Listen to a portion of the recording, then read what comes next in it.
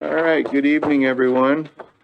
We are starting our Planning and Zoning Commission meeting for the City of Hayden. Today is June the 5th, 2023. May we have a call to order, please, or a roll call of commission, please.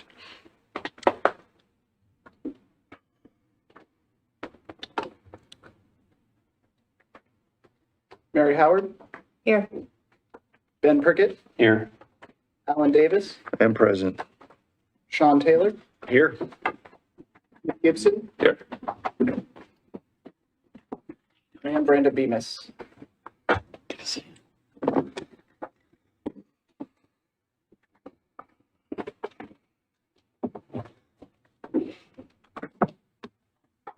So we do have a quorum. Did you get Keith?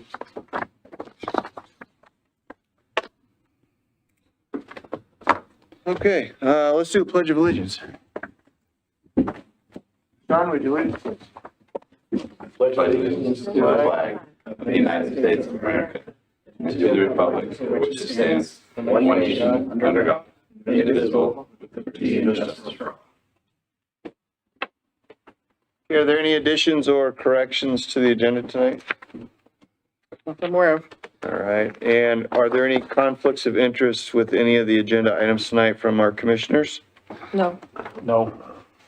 Okay, I'm hearing none. Super. So the next thing is to approve our consent calendar, which consists of the approval of the May 1st, 2023 Planning and Zoning meeting minutes. Is there any discussion or somebody want to make a motion?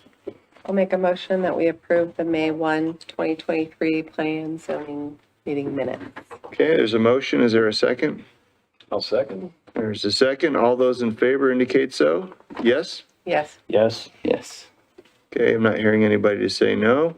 We'll roll right into our public hearing tonight, which consists of PZE-23-0061. Is it Ravel or Ravelli? Well, Ravel, thank you. Comprehensive Plan Amendment and Zone Map Amendment from residential suburban to light industrial.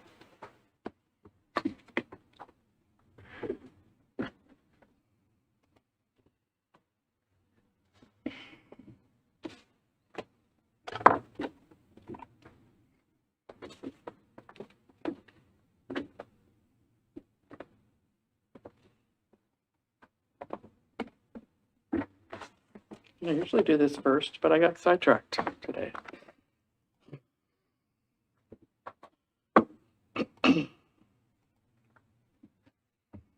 Good evening. Tonight we're here to hear two public hearings that we're going to do as one staff review. This is the Ravel Comprehensive Plan and Zone Map Amendment, and it's PZE 23-0061. So just to give a little context of where we're looking, Ravel LLC owns the area in red. It's actually two parcels. The parcel that's on the northeast corner of Wyoming and Ramsey Road, and the parcel that's on the northwest corner of Wyoming and Sundler Road. So it's kind of bordered by three roads. The applicant is the Standcraft Boat Company. The owner is Ravel LLC. Both properties together are totaling approximately 7 acres. We used to have a house there, and it used to have some, Sundler Farm used to be there. All those structures have been removed, and it's now vacant. And I think in the audience, we've got Mike Paul, and we have Nelson, and we have, thank you. It's like, I know the face.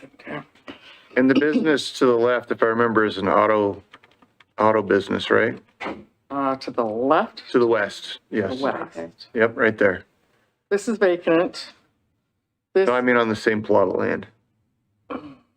Like straight up from your mouse. up here, this is a Yeah. house, this is an auto business. Auto, so there's one house, there's one auto business, okay. And they'll talk more about that as well, and we will in our staff review.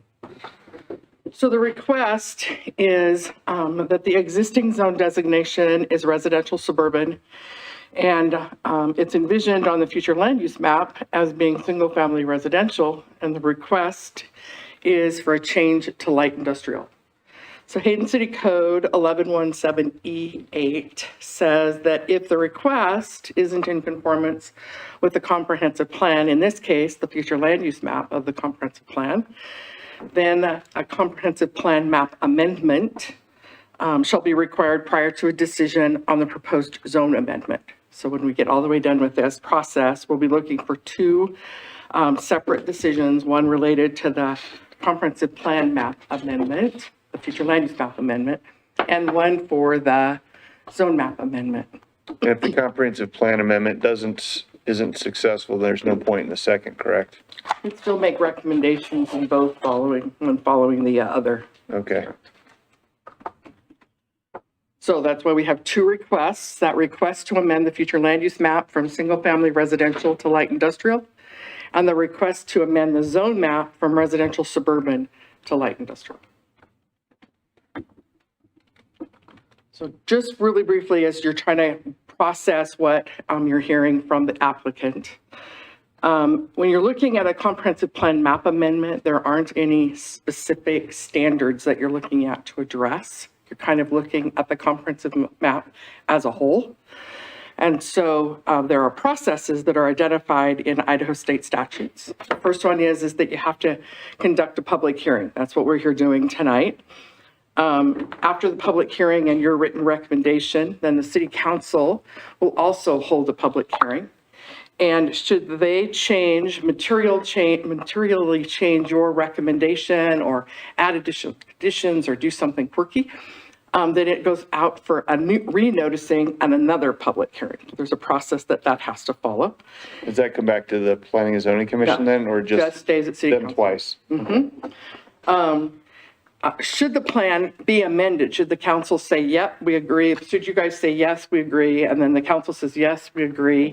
Then it only becomes effective upon the passing of a resolution, which we would redo the future land use map, make the changes that were approved, and that would get adopted by resolution. Once it's adopted by resolution, then it becomes, part of the fact. So there's a whole process.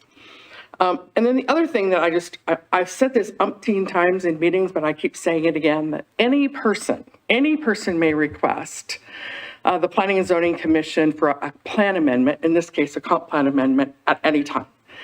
The Planning and Zoning Commission may recommend amendments to the plan and to other ordinance authorized by this chapter to the City Council at any time. That's in Idaho State Code as well as City Code.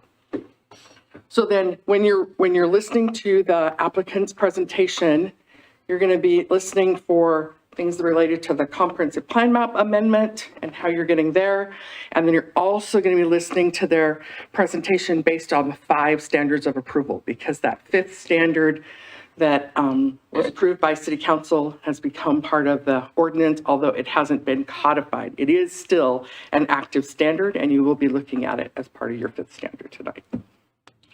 Okay? Mm-hmm. I just want to make sure that's where I left off. All right. At this point, will pass it over to others.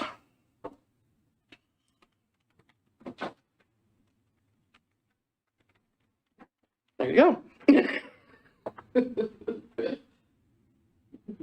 Arrow key to the right, move you to the next. Perfect. Perfect. Thank you. All right. Good evening. My name is Scott Hislop. I'm counsel at Standcraft Companies. And Revell is a company that's within the portfolio of Standcraft Companies. It's the landowner of this parcel. And so we'll go through that. Also with me is Nels Erickson. He's special ops for us at Standcraft, and he's done a lot of work on this. And before I dive too much further in, I just want to thank Donna for her time and energy that she's put into this project as well. I believe you all have a memorandum that you received that goes through the details of staff review and what they've got. So I'm not going to dive into that tonight. I'm going to try to keep this relatively short tonight with just a few slides, and then be able to answer any questions that any of you commissioners may have.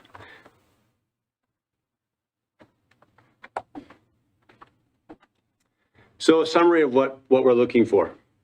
Again, in that memorandum that you received, it kind of lays out how, why, what, all the elements. But essentially what we're looking for as Revell or Stancraft companies is an amendment to the 2040 comp plan, the future land use map, and an amendment to the zone map. We're focusing our project on the corner of Ramsey and Wyoming, which is next to the airport and off of runway 220. The change is from the residential setting to a light industrial setting and use. So why do we want this change? There's two reasons really. One, obviously selfishly for us, the use that we have in the future of this parcel, which is there identified in yellow, doesn't work in a residential setting.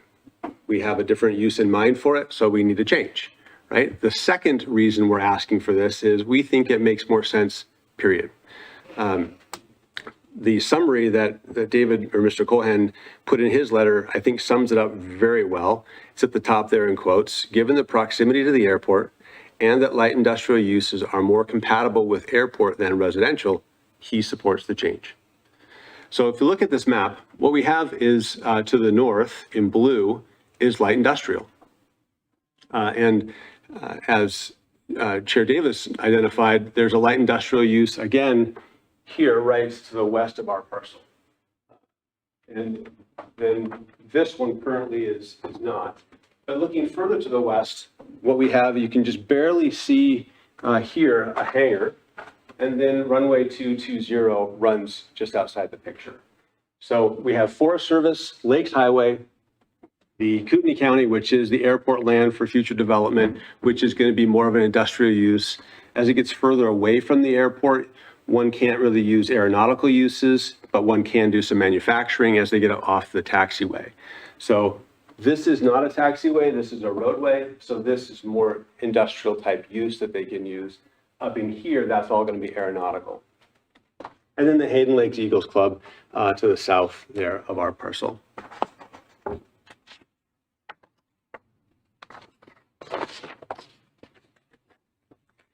I'm drawing your attention now to the yellow box. And again, Chair Davis identified that as an auto dealer. It is. It's Johnson Automotive located at that 11350 North Ramsey Road.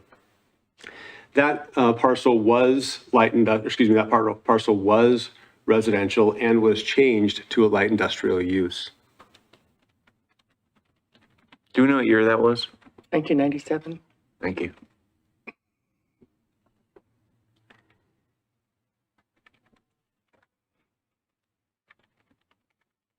Was the house to the south of it there in 97?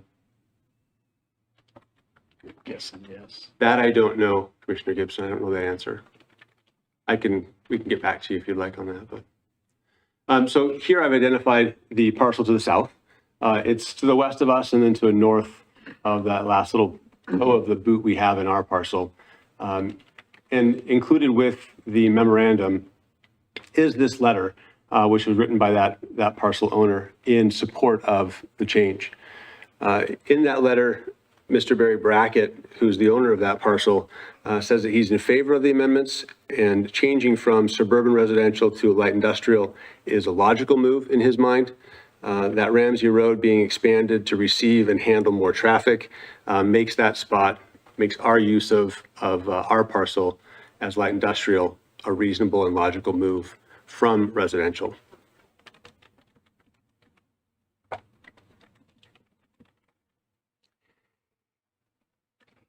I'm going to jump back just real Quick question for you. Yes. When was the property acquired by the LLC? Nels, do you have that date by chance? I think it was 2020. Yeah. And did Barry own it before that? No, I don't know who we purchased it from. I'm sorry. Thank you.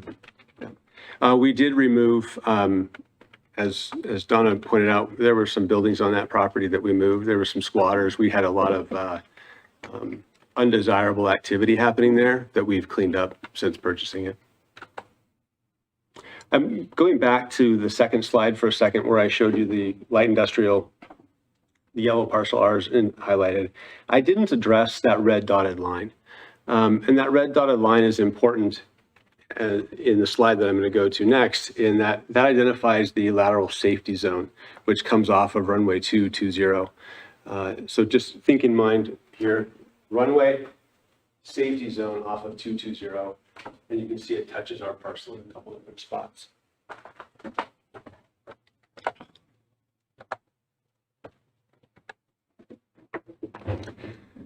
So what is a lateral safety zone? The airport has areas around it and around individual runways, which are important for the FAA and for the county, in that the safety zone limits what can be done inside that zone towards the airport, preventing, it's just a fully restricted area. So in this case, the lateral safety zone prohibits the use of any residential use inside that red area. So as you can see, portions of our property we can't use for residential uses even if we wanted to. It's prohibited here as well, which we'd be going to the city council for permits to say, hey, we want to use this. We'd have to put something else there besides residential use, which in fact, has a harm to our property or the use of that in a residential setting. What is allowed by the airport is light industrial. Right? So inside that zone, one can use light industrial for the property for light industrial purposes. So our request in both amendments is consistent with the full use of that property into the future. When I looked through the memorandum in preparation for this evening, I did notice there were a couple people that were in opposition, and most of the opposition, as I read it, was noise related. And so I want to address that a little bit here with this slide. The airport has laid out for us, and here you can see some of those areas I was talking about before, the safety zones. See the yellow here, the safety zone, and the safety zone there. The star represents on this map our parcel or the subject parcel. And so you can see the safety zone just barely touches our star, but also identified on this map, you can see in the legend on the far right, there's a green box, some checkered boxes or some dashed lines with the letters D and L next to it. DNL, what does DNL stand for? It's the day-night noise level. So it's an average of noise created on a 24-hour cycle. And the number is a decibel number. So here, what this map from COE or from the airport is showing us is they've identified noise areas because a lot of people get complaints from aircraft.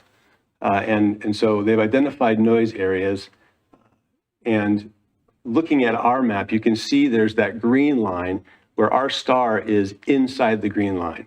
Looking at the key, the green line identifies the 65 DNL set for the year of 2037. What does that mean? Well, both HUD and the FAA have determined that a noise level, a DNL of 65 or greater, is not appropriate for residential housing. Anything lower than 65 is appropriate for residential housing. So here what you can see is the airport is saying this parcel, our parcel, is within an area that is 65 decibels on a DNL, which is not appropriate for residential housing.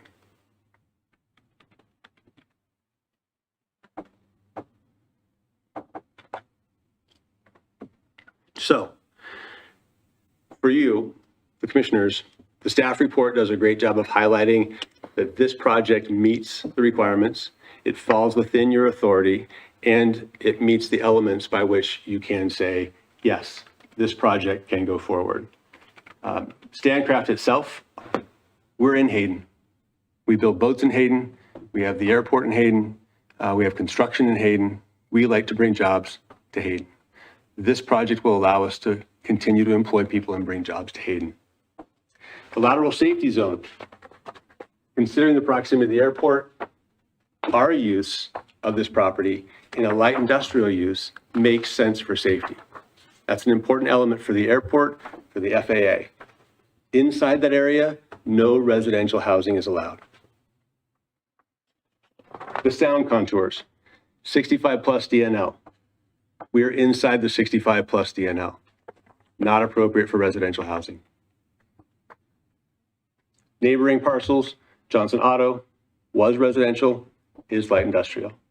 Our immediate neighbor, Barry Brackett, has a letter of support in your packet indicating he thinks it's logical. Probably the most compelling, however, is Mr. Callahan with his quote, which is in his letter, given the proximity to the airport and the light that industrial uses are more compatible with the airport than residential, he supports the change. Are there any questions? Any questions? No. Thank you. Thanks, Scott.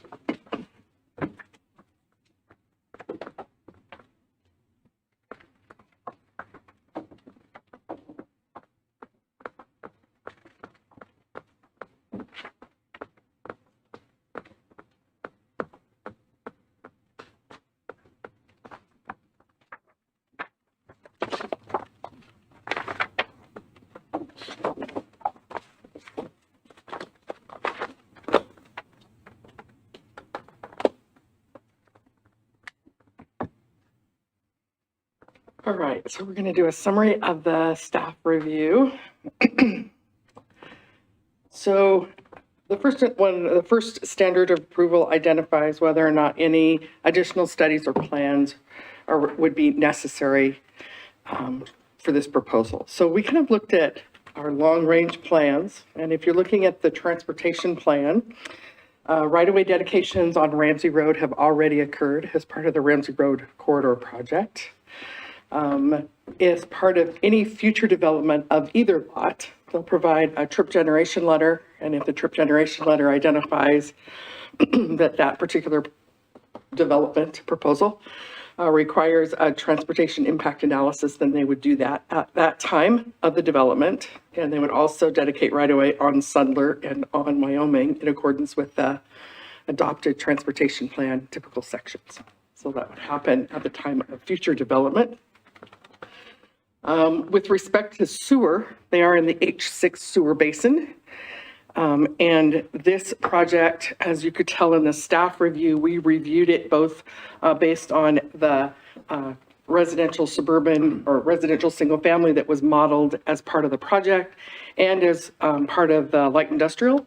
And if you just look at model assumptions, it's actually a reduction in sewer that would be going through the pipes by a little bit. But again, I don't know the actual development. So we would evaluate that again at the time of whatever that future development is. And parks, the long-range plans for the parks in this area show a greenway along North Ramsey Road.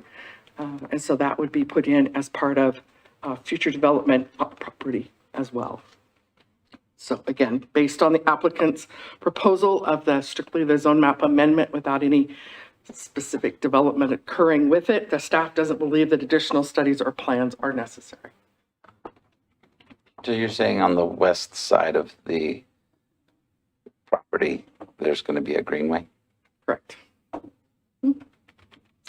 So then the city council can impose additional conditions upon the rezoning, and based on the proposal and the agency comments that we got back, staff didn't believe that additional, that studies or plans does not work, but additional conditions would be required.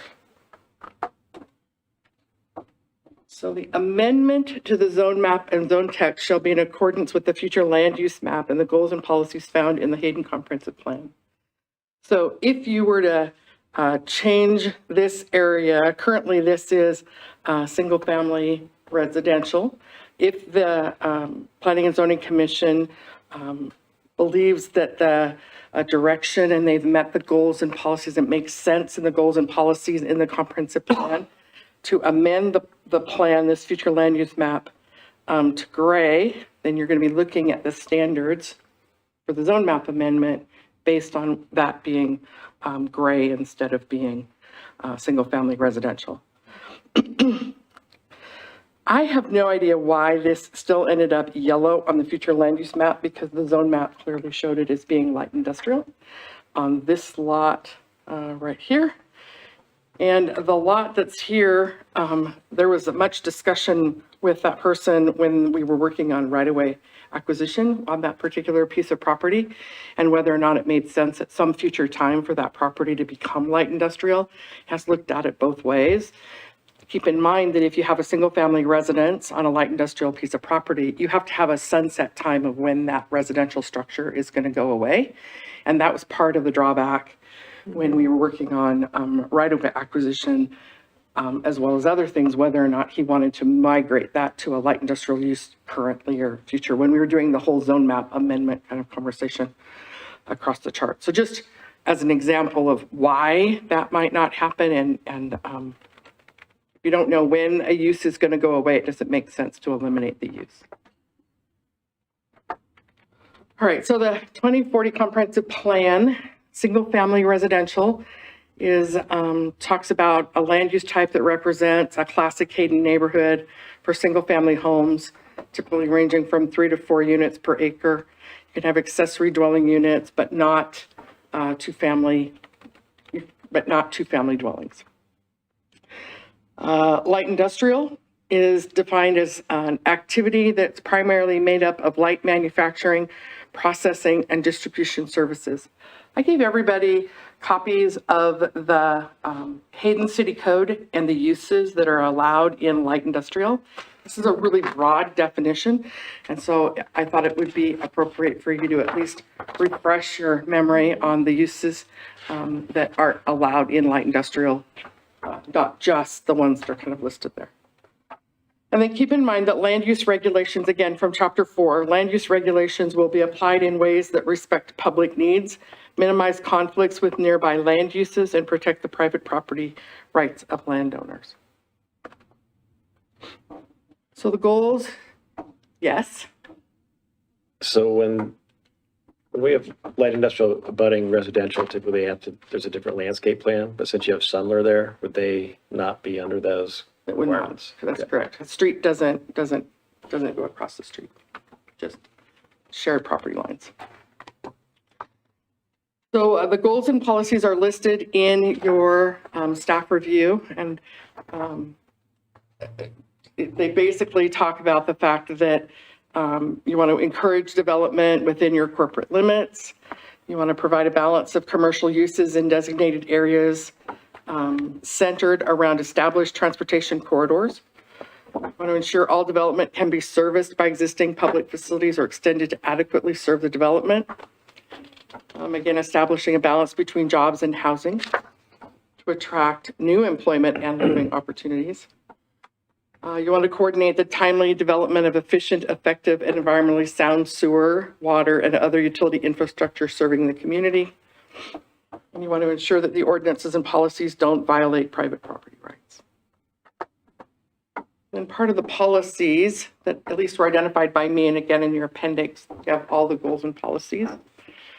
The city should judiciously evaluate the opportunity to provide sewer, water, and other services within the corporate limits. Development should be compatible with the land use chapter of the comprehensive plan and fiscally responsible. The city should evaluate community-wide impacts, identify their needs for public facilities, utilities, services, circulation, and housing, promote nodes of development and density strategically along those transportation corridors, encouraging rezoning and zoning text amendments to support the creation of strategic nodes, higher density development, and transition zones between residential and industrial users, coordinate, support local water and irrigation districts, encourage small-scale retail activities, restaurants and other service businesses, and ensure land use and zoning compatibility related to development occurring in close proximity to the Coeur d'Alene Airport. So for those of you that were here when we worked through the Imagine Hayden process, we worked diligently at trying to ensure that we weren't in conflict, at least as much as possible, with the airport. So here's another picture of that lateral service zone boundary that cuts off a part of the property here and there. And this is the piece of the chart that's in its completion. It's entirety in your staff review, and this is the lateral service zone. And it does identify that single-family, nursing homes, multifamily apartments, condos, mobile home parks are prohibited. Hotels and motels are prohibited in this area. Schools, libraries, and churches are prohibited. Parking and cemetery is allowed outright. Offices, retail trades, light industrial, general manufacturing, utilities, and airport revenue producing enterprises are allowed by conditions. So even with a future development, there'll be potential conditions that will be applied to it in order to meet these requirements. So again, when you're looking at that comprehensive plan map amendment conversation, we identified in a staff review areas in the chapter 4 land use chapter that I'll talk about, areas that you need to consider when you're looking at a zone map amendment. Chapter 8 talks about economic development, and that chapter is relevant. And chapter 9 in Parks and Rec, that chapter talks again about that greenway that goes up Ramsey Road that was identified also as part of the transportation plan. Donna, can you tell me what, when you say greenway, are we talking different than the 6-foot swell? We are, it's a 30-foot, it's a minimum of a 30-foot green space buffer that starts from the edge of the curb back, so it's wider. Okay. It can get wider than that in some places that are designated, but the minimum is 30 feet. Would it also apply to all roads that it butts up against? There are designated locations where those greenways are based on both the strategic transportation plan and as part of the parks plan. Usually they're used as connection points between parks and schools, and so it's a connector. Right, but I don't see that happening. I mean, is that the plan there along Ramsey? Because Ramsey goes up and runs up into Lancaster, and then they'll have a connector on Lancaster to go over to Prophet Park. Oh, I see. So Okay, it's part of a bigger picture. okay. Yeah, that's what I was needing, Yeah. was the bigger picture. Thank Yeah, you. bigger picture. So at a previous zoning meeting, we had a presentation by an applicant that brought this paragraph up, and I thought it was very appropriate.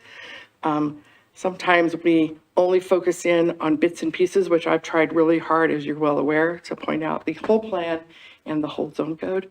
And so this paragraph is in 11.1 in the general provisions of the Hayden City Code, especially as it relates to amendments to zone maps and zone texts.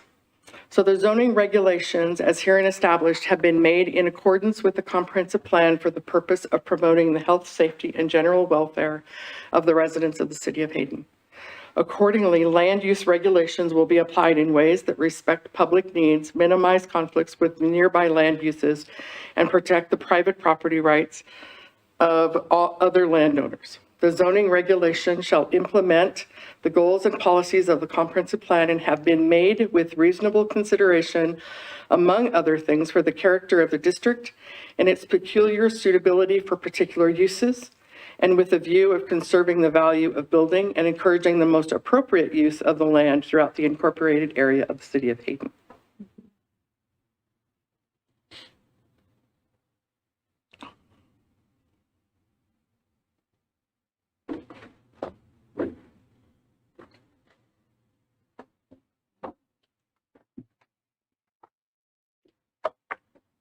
So then if you look at each of the zone districts, purposes and intents, the current residential suburban zone is a zone that provides for single-family residential on larger lots and minimal agricultural uses.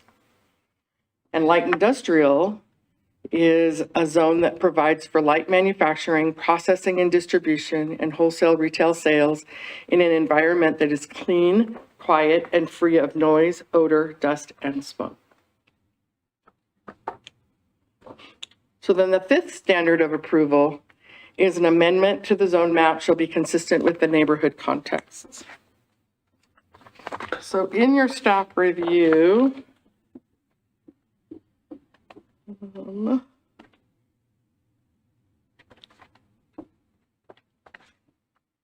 beginning on page 10 of the staff review, it identifies each of these sections. So I just want to give you that kind of the neighborhood context as a swath around this area. I took a buffer of 300 feet, and that's how I kind of picked the neighborhood. I'm sure that you could expand upon that, but I'm not sure. Those are the folks that we've noticed as adjacent properties. So A are these 3 properties. Those are all in the Kootenai County, and they're in what is considered the airport area. That whole airport area is light industrial zoned. And the uses that are there are the Kootenai County Sheriff's Volunteers, the Kootenai County Parks Department, Kootenai County Office of Emergency Management, the Zach's Coffee Roasting Company, Lakes Highway District, and the U.S. Forest Service. B, which is these 2 red ones, that property to the immediate west of the project site and east of North Ramsey Road is Johnson Automotive Service, and it's zoned light industrial. And a single-family residence directly south of that, that's zoned residential suburban. The property with Johnson Automotive was a zone map amendment from residential ag suburban to light industrial in 1997. C, the property to the north, is largely undeveloped, but working through future development plans in a light industrial zone. Property requested a zone map amendment from ag suburban to light industrial in 1995. D, that's this one, and these that are all highlighted. Those are all primarily single-family residential. The northeast one, this one here is, although it's a house that's on it, it's a house that's non-conforming because it's a light industrial zone piece of property. That one also was zoned in 1995. In Stinson Estates, that's zoned mixed residential. That was because it was part of those lot sizes that were primarily too small to be in single-family residential. And to the southeast in Riley Place, that's down here, south of Wyoming, those are all zoned single-family residential and are single-family residences. And E are these lots here. And that's property is the Hayden Lake Eagles. And the Eagles own this piece and this larger piece. And then these 2 properties are single-family residences. Okay. I just wanted to put those up side by side in case you wanted to do a comparison together. Future land use map and the existing zone map. And as reference point during public comment. And then related to infrastructure, Hayden Lake Irrigation District, I identified that they had no comments or concerns as part of their agency comment. And any future development shall meet their requirements. The 2020 Collection System Master Plan update identifies the property to be within the H6 basin, and it's not yet constructed. Dry utilities are going to have to all be placed underground as part of any future development. Dedications of right-of-way will happen on Wyoming and on Sundler as part of future development, and the right-of-way on Ramsey has already occurred. And Northern Lakes Fire Protection District conditions shall be met as part of any future development. So again, this is a zone map amendment, not a development. So at the time of future development is when most of that infrastructure will get constructed. So we noticed about 30 agencies. And of those 30 agencies, we got responses back from 8. Almost all of them were no comments. Avondale Irrigation District, and it's weird that that's on there, but we have pockets out there around the airport that are both Hayden Lake and Avondale, and so we just noticed them both just in case. So Avondale had no comments. Panhandle Health District, Hayden Lake Irrigation District, Hayden Area Regional Sewer Board, Idaho Fish and Game, Coeur d'Alene Airport, Idaho Department of Water Resources, their comment that it was non-jurisdictional, which means it's not in their jurisdiction for them to comment. So I just wanted to clarify that. And then the Kootenai County Community Development Department. It's important to note, in case you weren't aware, but the airport manager and his administrative assistant both left the airport within a week of each other. And so they have new folks at the helm. So the Kootenai County Community Development Department is responding on behalf of both the county and the airport in the interim. And so the comments that we're getting back, we're getting more comments about airport from the Kootenai County Community Development Department than we were previously. They were coming right from the airport. So they identified, and as has been said by the applicant, that given the proximity to the airport and that light industrial uses are more compatible with the airport than residential, that the Community County Development Department supports the proposed change. We sent out 38 APO notices. We received one in favor. You have that in your packet. It's quite a letter, and I just kind of pulled out a quote excerpt in there. And then we did have 3 that were opposed. Larry Mitchell, who's a resident, was concerned about this being a breach of trust and respect to the homeowners that reside in Stinson Estates. Edwin Zedlitz is a resident, and he believes that the change will increase traffic and noise to an existingly quiet neighborhood.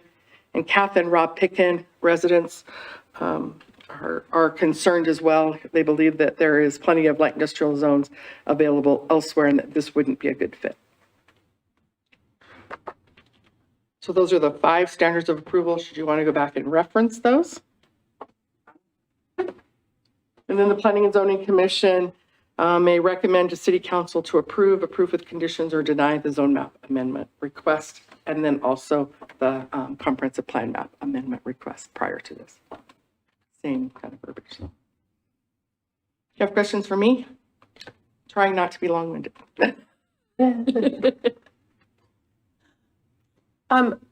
So right now, we're only looking at the change in zone. And future land use map, yes. Okay.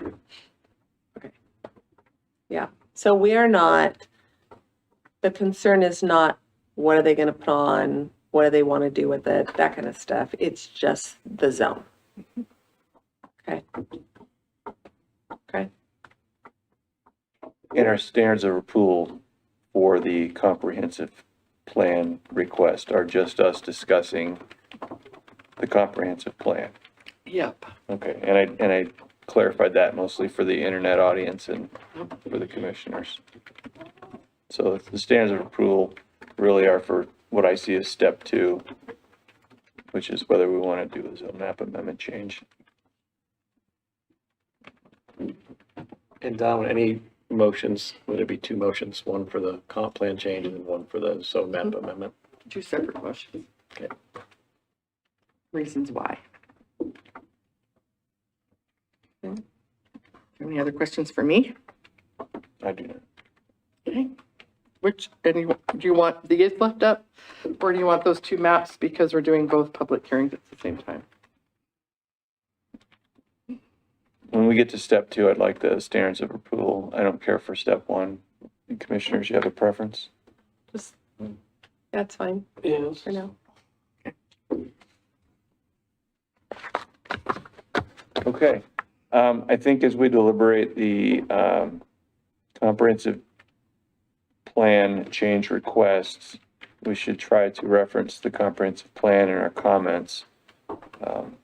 So if there was a slide that Donna had up that you want to reference, I guess that would be one way, or, Public comments. yeah, we'll look at the package. Mary, you want to start? Was there no public comments? Yeah. Did you fill out a form? Yeah, if you're here to comment, there's a, well, yeah, I guess. Wow, I'm dropping the ball here. Sorry. All right. Everybody's sleepy today. I filled one out and mailed it in to you guys. Right. This one is so you can speak tonight. Your other comment is already in there. It's Okay, what do I do with this? fill that out and walk it up to 8.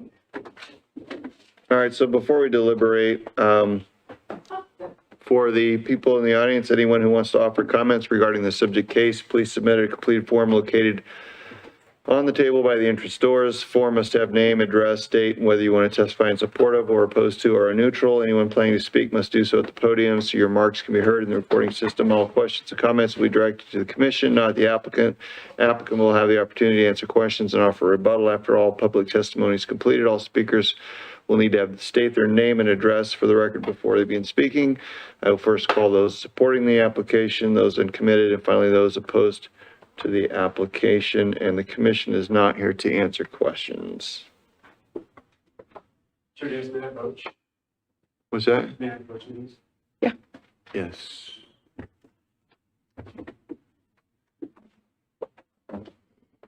You know, I apologize. I thought everyone in the audience was part of the development team, so Yeah. I didn't think anybody from the public was here as public. Walking up to you? Yes.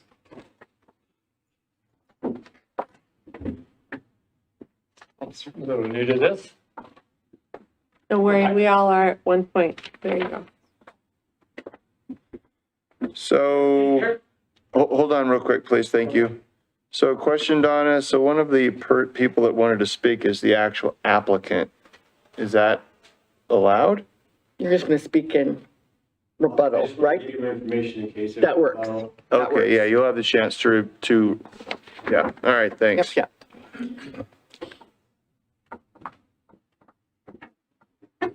Okay, just for the record, Mike Paul does not wish to speak, but is for the application.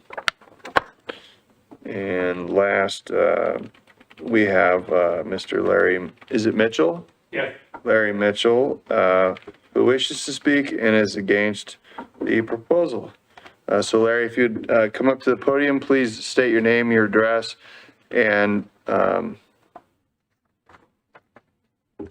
fire away. Okay. 5 minutes.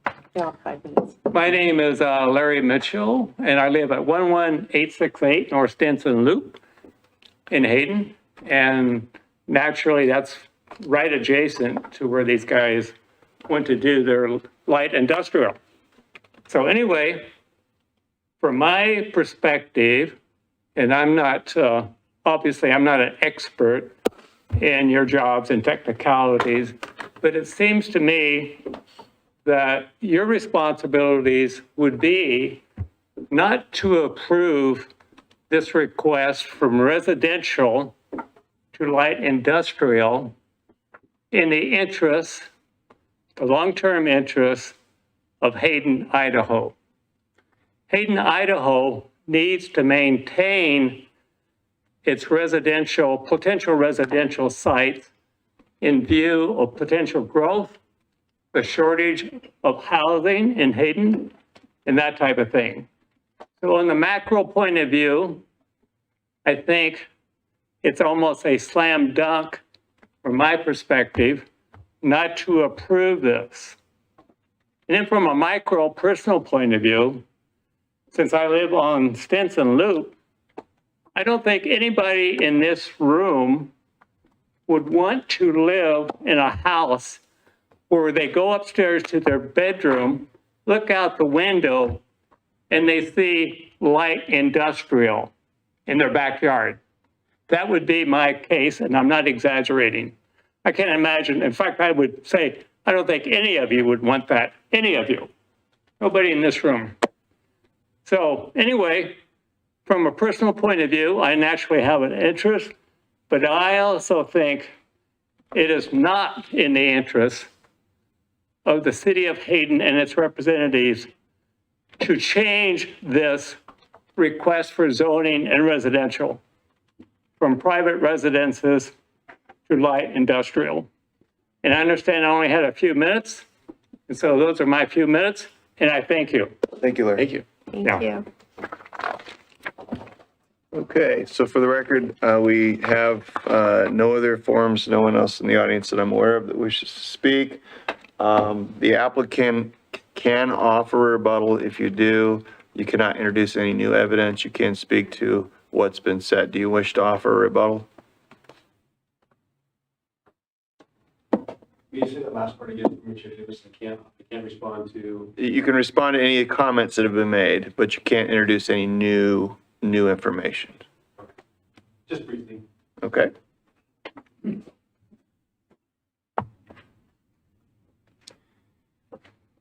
So in rebuttal, I think it's the, no new evidence, but I respect Mr. Mitchell's comments and where he is with his home and where it is next to the airport already.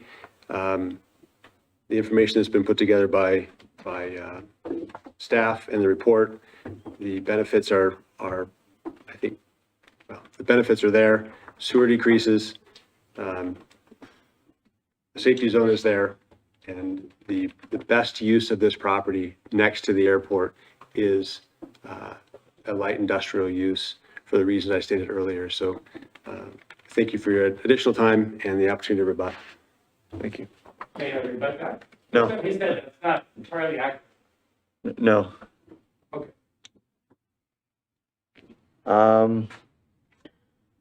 Okay, so the hearing is now closed. No more questions or comments will be allowed from the public. And to the commissioners, do we wish to proceed or schedule deliberations for another day? We can proceed. Proceed. All right, now we can proceed. And I apologize again that I didn't think we had folks here to comment, so I skipped over that. That's my bad. Mary, would you like to start? Sure. Okay. And if you don't mind, let's talk about the comprehensive plan Comprehensive. change? Okay, all right, so we'll do that first. We won't talk about the zone map amendment yet. Yeah, just in the comprehensive plan, I would be concerned about, single-family homes being that close to the airport, that close to the safety zone. I would be concerned about, I don't know, it feels irresponsible to put homes that close to the airport.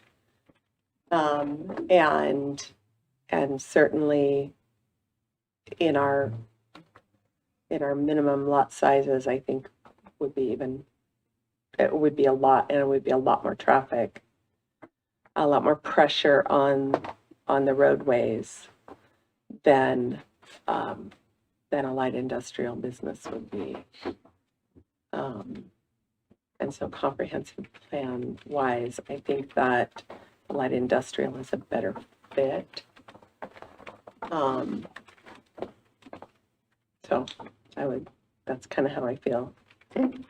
Sean? So I think looking at the comprehensive plan and want to talk macro benefits, I know we've had city administrators let us know that light industrial use is much less city services requirement. They're tax positive as opposed to residential seems to be tax negative to the city over the long run. So I think in that regard, it's a win for the citizens. Also, the fact that we'll be having jobs provided for our citizens. Also, if you look at that zone map, the residential just to the east is mixed residential, and that has typically been the buffer zoning that we've used between true single family and light industrial. So I think in that regards, it also fits the fact that you have light industrial to the north and to the west. And then also the expansion of Ramsey Road through there is going to be a busy corridor and probably not as conducive as well to single family residential. So I think on the overall, it is a better fit for the city.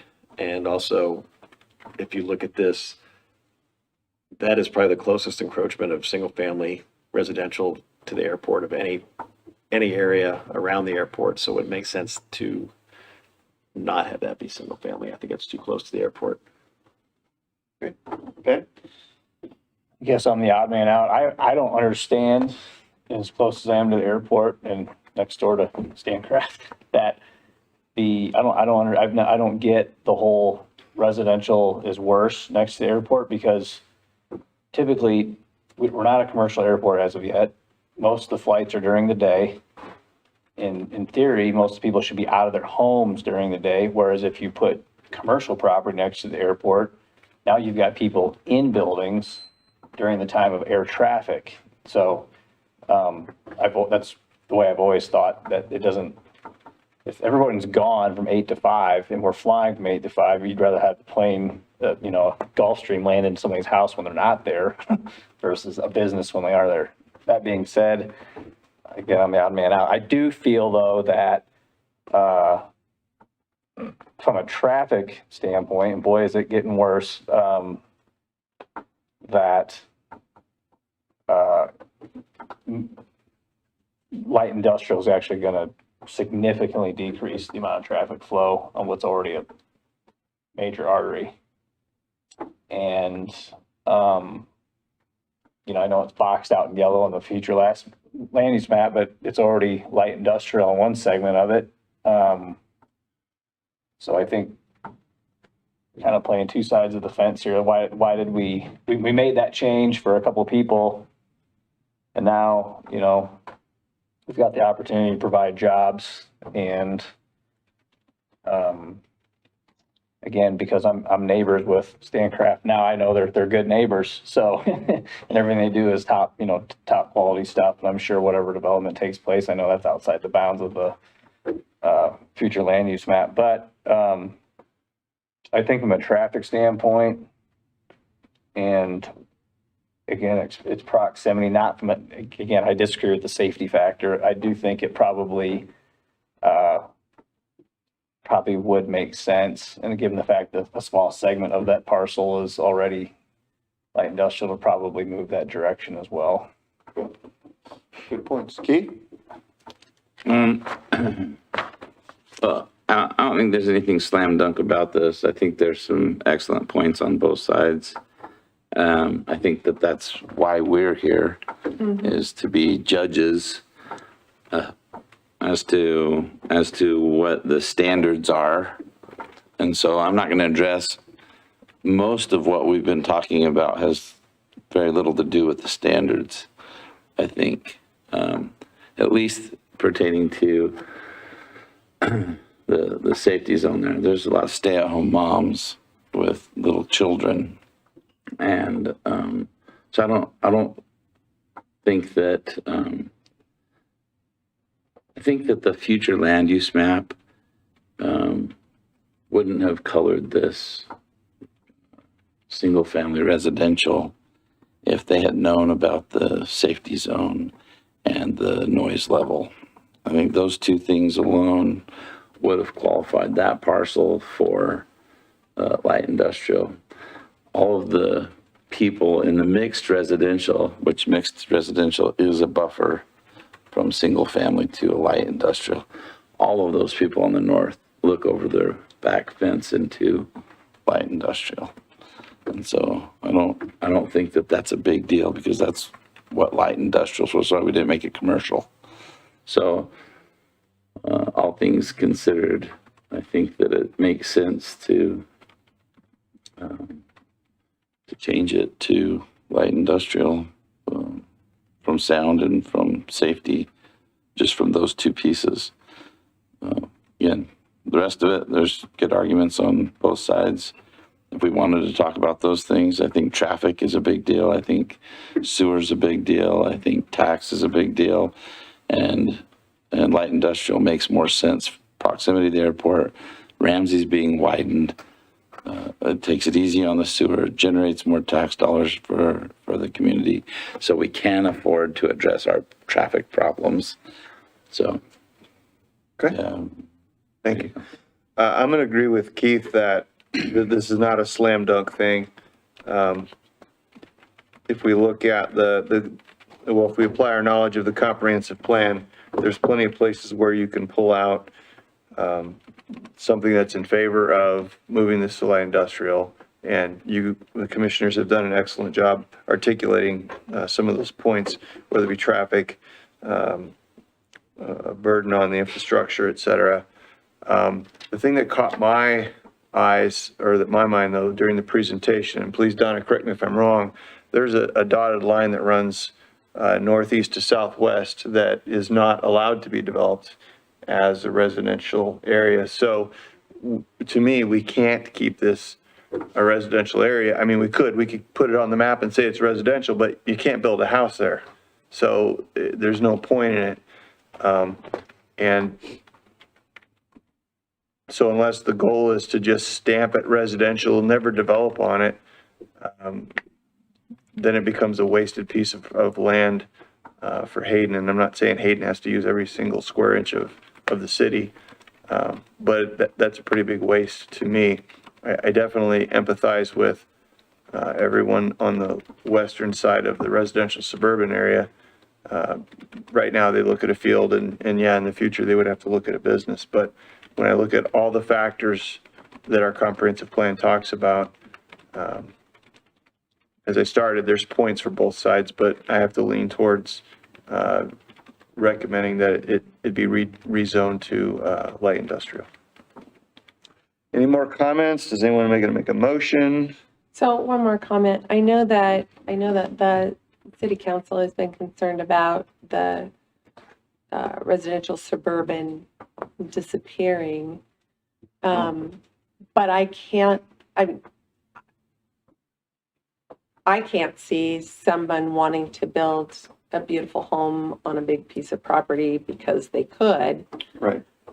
That close to the airport. So it doesn't make sense that this would be one we would deem holy ground. No, we want it to remain residential suburban because we're losing that zone. It's the favorite one to pick off, and but because of its proximity to the airport, this one piece makes sense to be the light industrial versus the residential suburban or the future land map of single family homes. That is a good point. What none of us really talked about is we could, I mean, it's an option just to leave it residential suburban. I'm not sure that makes sense because again, that's Exactly. house, bigger pieces of land. And it would be different if there was already a home that was being resided in, that kind of stuff, was in good repair, that kind of stuff already there. But someone would have to choose Build that piece of property to build a home that wants expansive land, and it doesn't make sense that close to the airport. Okay. Good points, Mary. Anybody want to make a motion or further discussion? And we're recommending to city council. Yeah, we're So recommending to ours- city council. Ours is just a recommendation. There'll be another hearing with city council where this exact thing will be discussed, and the members of the public will, at that meeting, also be able to let city council know their feelings about this proposal. Donna, is it two motions? Two motions. Well, I would just say, let's do one, Okay. first one, and then let's talk about if this passes. Yeah. Then let's talk about the zone remap, or the zone rezone. Zone map amendment. Thank you, zone map amendment. I'm tongue-tied.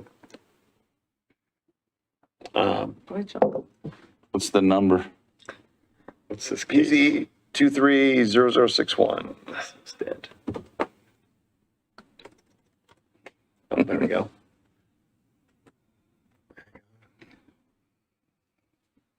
You're gonna have to walk me through it because it is a little bit different. So I'm gonna make a motion that we recommend to city council that, do I use the number here? You can understand the request for, A request for, on the number PZE 23-0061, that we recommend a change in the comprehensive plan, make an amendment from single-family homes to light industrial. what would it be, residential suburban to? No, because it's in the Single comprehensive. family. It's There you- the. Okay, I was referring to the flum, sorry. You're awesome. All right, I think that's a reasonable motion, Donna? All right, is there a second? I'll second. Okay. Can we get a roll call vote? Call me last. Thanks. Apologies. Keith Gibson, Yes. Mary Howard, Yes. Ben Prickett, Yes. Sean Taylor, Yes. Alan Davis. Yes. Okay, let's, now can we get the standards of approval up, Donna, please? Yep. The zone map amendment. So now we'll deliberate the zone map amendment.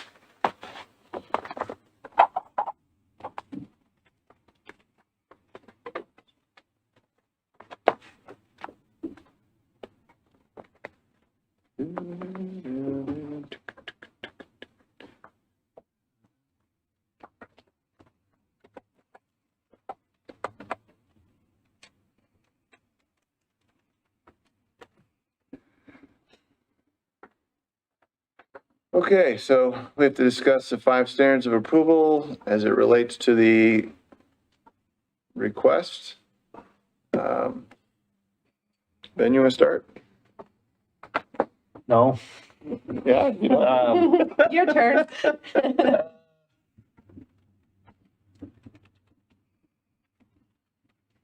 Mm,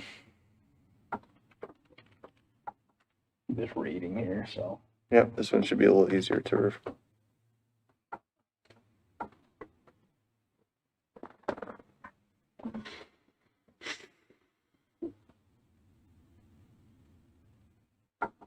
I struggle with 5.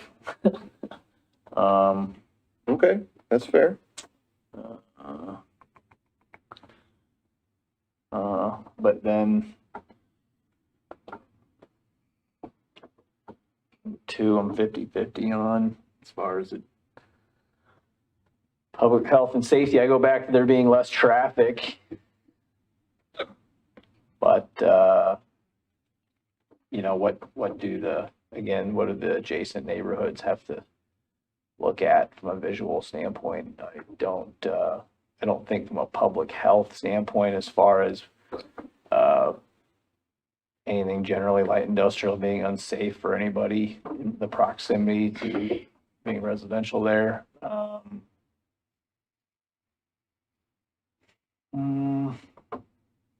don't have really anything else to add at this point. Okay. Number 1 seems fine. It's just really 5 and 5 and 2. yeah, I mean, I think we kind of knocked 4 out with what we just voted on a little bit, so. Okay, Keith, you want to give us your thoughts? Yeah, I think the same. I think that 2 and 5 are kind of the crux of the matter. Okay. I think that 5, it makes sense because you can't put a house on some of that property. Mhm. I suppose you could, I mean, Stancraft's capable of putting in a subdivision there if they wanted to. They could put houses in, they could put in some green, you know, park type areas. It's not like it was that big of a chunk of but when it comes to the, you know, airport safety, it's like, well, can you put anything in there safely? You know what I mean? Mhm. Business better than a home, just because people choose to work there next to the airport. Whereas a little kid doesn't choose to live in his home, he has to. So, in number 2, it's kind of the same thing, general welfare, public safety. There's some, I mean, just the proximity of the thing to, like I said earlier, to the airport. It's ridiculous to have that be single family. Okay. And so, Sean? I think they beat all the standards. I'd say regarding 2, I think it is consistent with community needs for good jobs, also tax base, and public health, safety, and general welfare. I mean, there's obviously a reason why the FAA doesn't allow residential development in airport zones, so I'm going to go with their recommendations on that as opposed to what we think may be the case there. And then as regards to number 5, you've got light industrial to the north, to the west. The zone to the east is mixed residential, which is, we have typically seen as the buffer between true single-family residential and mixed use. So I think it's consistent with the neighborhood context. Very good. Mary? I think it's most strongly consistent with the neighborhood context, because if you're looking at this big a dot, yeah, you've got homes on one of three sides.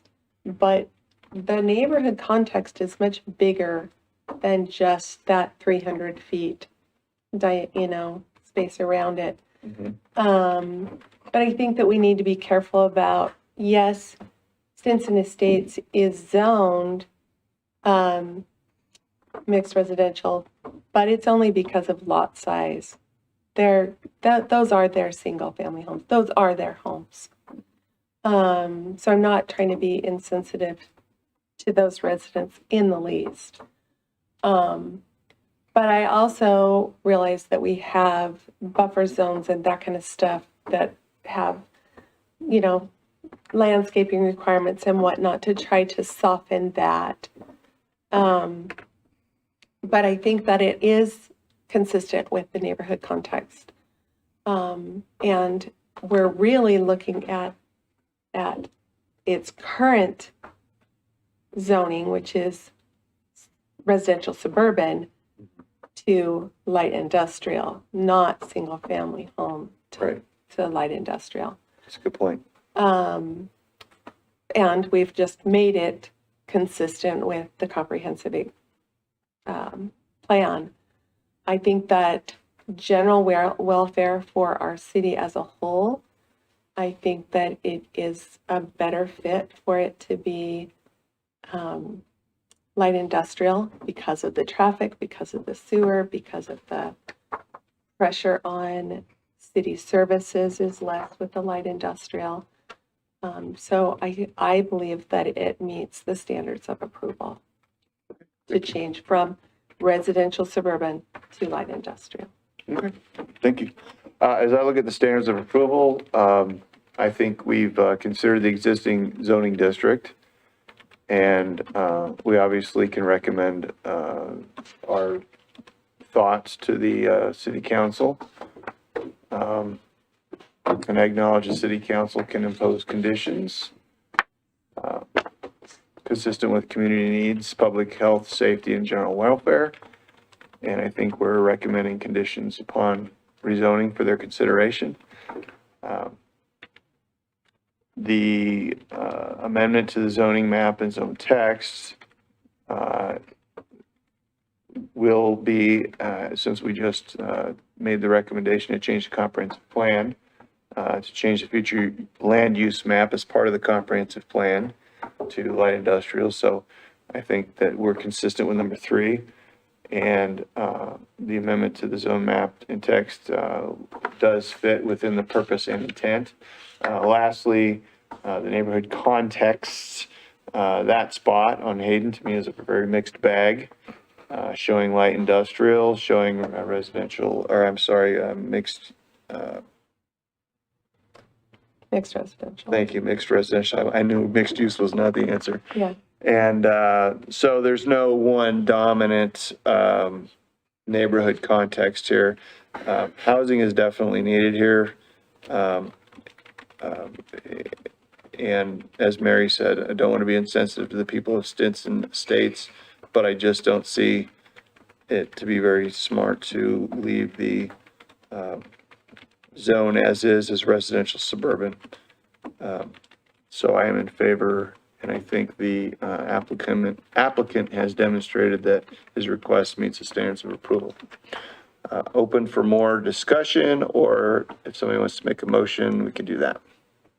I'll make a motion. Let's hear a motion, sir. In the case of PZE 23-0061 zone map amendment, I recommend to the city council that we approve the change of zoning from residential suburban to light industrial. Okay, we have a motion. Do we have a second? Second. There's a second. Do you have a roll call, please? Mary Howard, Yes. Ben Prickett, Yes. Keith Gibson, Yes. Sean Taylor, Yes. Alan Davis. Yes. Okay, motion passes. And next we move into the Community Development Director's Report. Don, do we have anything to discuss? Well, we have a calendar glitcho going on. How about Uh-oh. that? And that is that our June 19th meeting is canceled because there is, City Hall is closed that day. And our June 3rd meeting is a Monday before 4th of July, July 3rd. July meeting. 3rd. July 3rd. You know what you meant. I think they kind of like to move this forward before August. So can we have a call-in meeting to approve The minutes? the minutes and the written recommendation, like on the 20th of June at 5? Yeah, that works for me. I got jury duty that day, but that's Is that fine. a Wednesday? 20th? Tuesday. That's a Tuesday. Tuesday, June 20th. I can do it. I'll be in town, so I'll come in. We won't get Ben Okay. in the absence because he's at jury duty. All right. Other than that, we don't have any thing floating. We have one. I don't think we have any public hearings scheduled, so we may get a couple this month that'll happen for the July meeting, but as of right now, it's pretty quiet. Okay. So we're telephone on 6/20, which is a Tuesday, Yes, sir. and then, Alan's got to be here, or Sean. and then the next Yeah. meeting, Is the third Monday in July, whatever that date is. 17th. Oh, yeah, I should know that date. It's my birthday. Ooh, that's not fun. But I have a request. Can we get it written out or as part of it, when we make a decision or make a recommendation, then what the corresponding council action is? I know sometimes we talk about it in here, but it'd be nice to actually see. yeah, what'd they do with the recommendation? Yep. I know there's So a the little more disparity than there The used to zone be. map amendment that went forward that you guys recommended for approval was approved. Saw that in the paper. Yeah. Don, is it okay to, well, I'm gonna obviously spill the beans. So I've asked the city to consider adding a commissioner. We have an empty vacancy, so we're not growing the commission. I thought it would be good in case one of us turns over or in the case where somebody doesn't show up and it would help with a quorum. How is that going? It's moving forward. I mean, we have, it's in process. Okay, so you can't comment on whether you've found an applicant yet, or it's all just, It's in process. okay, it's in process, Yeah. okay? These positions are appointed by the mayor, so Right, I can tell you that it's in process. When he decides to make that appointment, he'll know the answer. okay. All right, anything else that we need to discuss On my tonight? calendar. Good? We're adjourned. Hey.